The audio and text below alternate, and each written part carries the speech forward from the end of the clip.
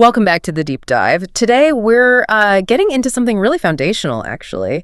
It's this idea of witness consciousness. You might hear it called the witness or witnessing awareness. And honestly, it might be the single biggest key to changing how you relate to, well, suffering.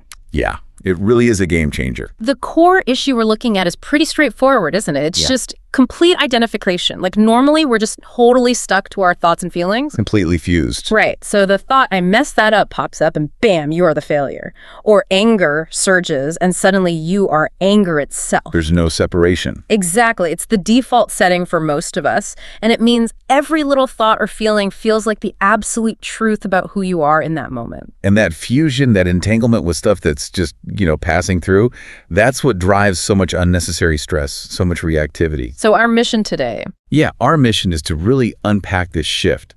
What is witness consciousness exactly? How do spiritual teachers and even frameworks like Fallon's or Ingram's talk about how it actually emerges? And crucially, how can you cultivate it? Like practical steps for everyday life. Exactly. How do we make this real and stable? Okay, let's start with the basics. Defining it. So, the witness. It's not just some nice idea, right? It's an actual experience. It really is. It happens when you start to realize that your awareness, the part of you that notices things, is actually separate from the things it notices. It's like gaining the ability to zoom out a bit and recognize, oh, wait, I'm the one watching this thought. I'm noticing this feeling. That little gap, that's the pivot. Yeah. And what's so powerful, structurally speaking, is the freedom that comes instantly with that recognition. You know, the classic analogy. The movie theater one. That's the one. You're watching a really gripping film, totally lost in it. You're crying, you're tense, you've completely forgotten you're sitting in a seat. Right. Witness consciousness is like suddenly remembering, oh yeah, I'm in this big, quiet theater. The movie, your life's drama, is still playing, but now you're aware of the space around it, the stable container. So you shift from being the actor totally caught up in the scene to realizing you're the awareness holding the whole show. That distinction is everything. That's a great way to put it. Realizing you're the theater, not just the flickering images on the screen. Okay, so where does this witness usually first kind of make itself known? Well, typically it's with thoughts, that endless stream, right? Oh, yeah, the chatter. Exactly. Yeah. And just stepping back and observing what your mind churns out, it can be a bit of a shock at first. You mean the sheer amount of it? The randomness, sometimes the sheer absurdity of it all. You start to see how much is just noise. And I guess you notice the really loud ones first. Yeah, absolutely. We call them loud thoughts. These are the ones that grab you, the harsh inner critic, Or the angry commentary about something someone did. Or that constant planning, controlling voice trying to manage the future. Right. And the insight here is crucial. If you can observe these voices, if you can hear them running, they simply cannot be the deepest truth of who you are. Because you're the one listening. Precisely. The listener has to be separate from the voice it hears. That clicks something fundamental. But it doesn't stop with just the loud shouting, does it? The material talked about noticing subtler stuff, too, these quiet thoughts. As you get better at noticing, the background hum becomes clearer. What kind of things fall into that category? Well, a really common one is mental rehearsal. When your mind is silently playing out future conversations. Oh, constantly. Or replaying past ones. Exactly. Or running through different scenarios, calculating possibilities. It's humming along almost all the time, just below the surface. Even when you think you're relaxed or your mind is empty. Right. Seeing that reveals just how much energy goes into this background cognitive stuff, this sort of nonstop prep work. It's like a little engine always running. Okay, so thoughts are maybe the entry point. But the sources seem to suggest that emotions are, well, a whole different level of difficulty. Oh, definitely. Emotions are the advanced course, for sure. Why is that? Why are they harder to just witness? Because strong feelings, they have this power to completely flood your awareness. They grab the spotlight so intensely that the sense of being the observer of the theater can just vanish. Poof. Gone. Yeah. Especially those loud emotions. The sheer physical intensity pulls you right back onto the stage.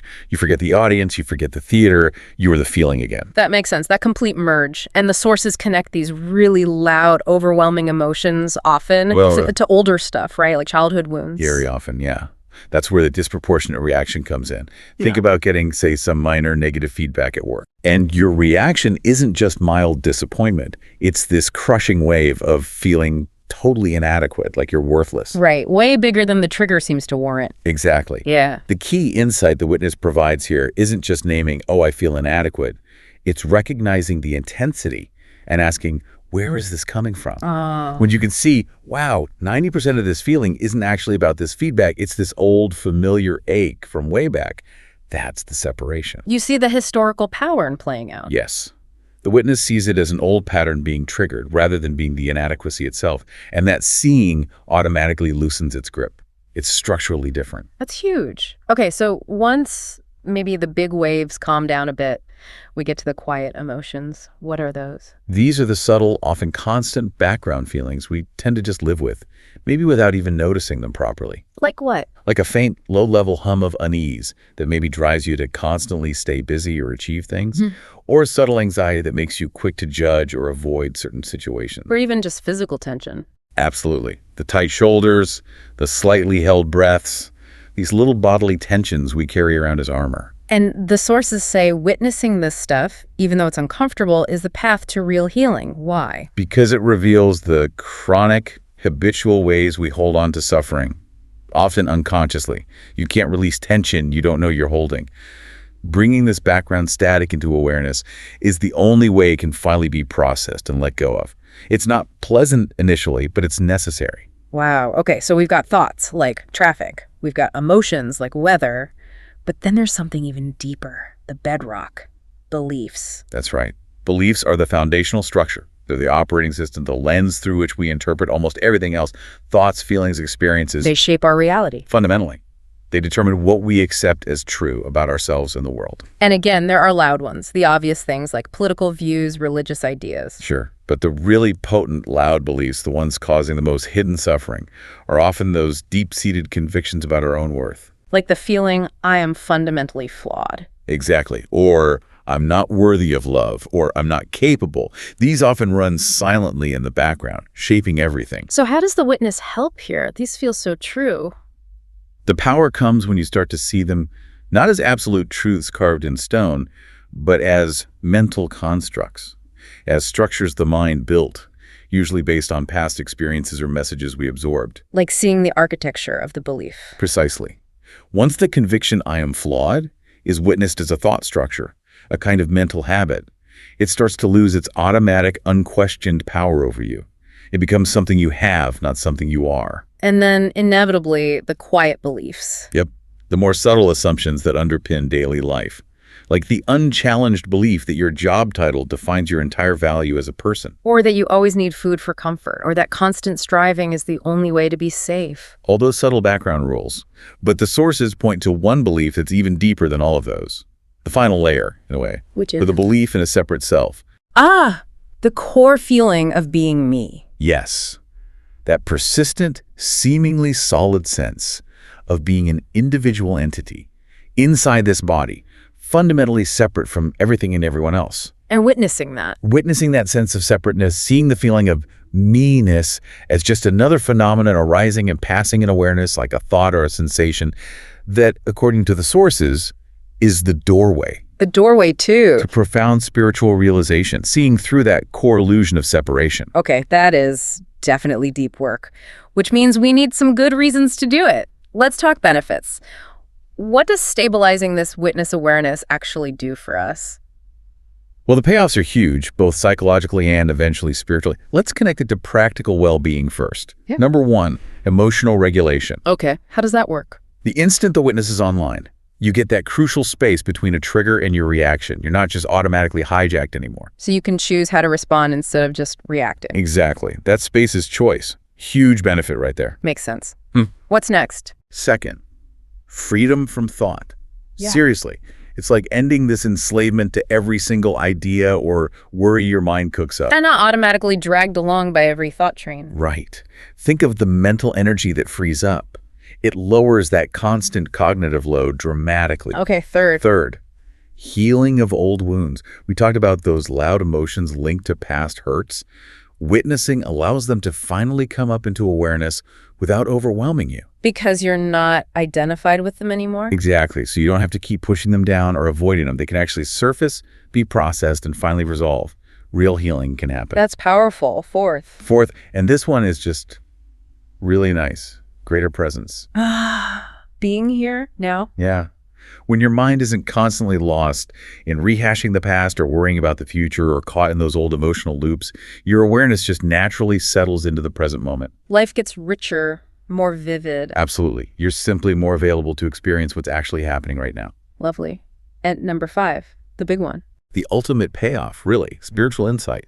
This capacity allows you to directly glimpse the nature of awareness itself, to see through that illusion of being a separate self. Experientially, not just intellectually. Exactly. It's a direct seeing. Right. And this is where, models that map stages of insight can be helpful just to understand the territory. Right. Now, it's important we ground this. This isn't just spiritual woo-woo, is it? There's science here.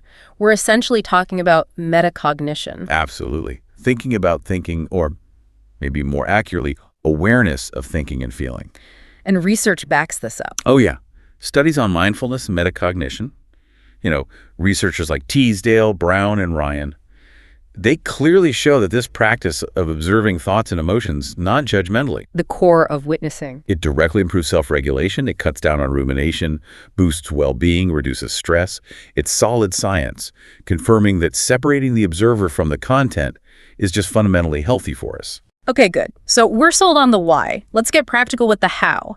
How do we actually build this muscle, strengthen the witness? The sources gave 5 key practices. First up, the classic, meditation. Yeah, meditation is basically the gym for your awareness muscle. It's training the mind to rest as awareness. How? What are you actually doing? You're simply sitting quietly and observing whatever shows up, thoughts, sounds, feelings, body sensations, without getting swept away by them and without judging them. So the goal isn't to stop thinking. Not at all. It's to develop the capacity to notice the thinking from a place of stillness, to let thoughts come and go without being the thought. Okay, practice 2, journaling. But specifically reflective journaling, right? After the fact. Yes, this is a really useful one. It's about writing after an emotional reaction or a difficult situation. How does looking back help build the witness in the moment? It helps you see the patterns. Let's say you had that blow-up reaction to feedback. Later you write down, what happened? What did I feel? What thoughts were running? What old story might have been triggered? So you're applying the witness perspective retrospectively. Exactly. You bring those unconscious dynamics into conscious awareness. Yeah. And that makes it much easier to catch them in real time next time it happens. It builds recognition. Smart. Okay, third, pausing in daily life. Little micro moments. Yep. These seem small, but they add up massively. It's about taking tiny breaks throughout your day. Like before checking email. Or when you're waiting in line or stuck in traffic. Just take a breath and ask, what's actually happening in my awareness right now? What sensations are in my body? What's the mind doing? Just checking in. Just quick intentional check-ins. They weave awareness practice into the fabric of your normal, often stressful day, builds the muscle outside of formal meditation. Number 4, somatic awareness, tuning into the body. Yes, paying close attention to the actual physical sensations in your body, but without immediately slapping a label or a story onto them. So instead of, my stomach hurts, I must be anxious, you just notice the sensation directly. Tightness here, heat here, pulsing here. You stay with the raw physical data before the mind interprets it. Why is that grounding? It anchors awareness in direct, present moment experience, cutting through the mental narrative. If you feel tension, just feel the sensation of tension, rather than immediately spinning the I am stressed story. It's observation without the added drama. Got it. And the 5th practice, guidance, working with someone. Yeah, teachers, therapists, guides.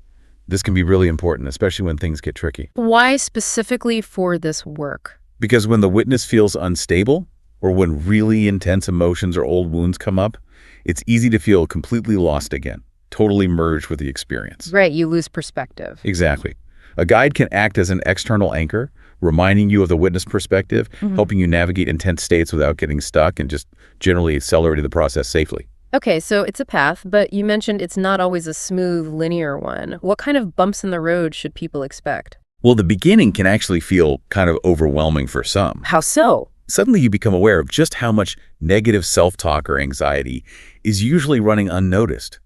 It can feel discouraging, like, wow, my mind is a mess. Right. More awareness can mean more awareness of the bad stuff initially. Exactly. Or you might hit a phase later on that feels like disorientation. Old beliefs about who you are start dissolving, but the new stable sense of being awareness hasn't fully landed yet. A kind of no man's land. It can feel like that, yeah. Like the ground beneath your feet is shifting. Old certainties are gone. And the sources say this back and forth, this teeter-totter effect, is normal. Completely normal. Swinging between being lost in thought emotion and resting as the witness, that is the process for a long time. It's not a sign of failure. So the key is patience. And just keep returning to observation. Patience and gentle persistence. Acknowledge the swing. Don't judge yourself for getting lost. And just gently come back to witnessing whenever you remember. That's what builds stability over time. It's the returning that matters. Not achieving perfect, unbroken witnessing from day one. Definitely not. That's unrealistic. This has been incredibly clarifying. So just to wrap up the core idea, witness consciousness is really this fundamental shift, isn't it? It's moving your sense of I am from being the character stuck in the drama. The one defined by the thoughts, the feelings, the flaws. To realizing you are the awareness itself, the spacious, quiet backdrop against which the whole drama of life unfolds. Beautifully put. And that shift, that stable awareness, changes everything about how we relate to difficulty, to suffering. You see challenges more clearly? You see them clearly as passing events within awareness, rather than as fundamental threats to me. They lose their power to define you. You can allow them to arise, play out, and resolve without constant struggle. It's the foundation for real, unshakable inner peace. Okay, so let's leave our listeners with something deep to chew on, drawing from that final insight in the material. Here it is. If witnessing can eventually reveal that even your core sense of being a separate self, that feeling of me, is actually just another complex appearance and awareness made up of thoughts and feelings and beliefs, then what is the deepest, most fundamental truth of who you really are? When all those appearances, even the sense of a separate self, fade away, what remains?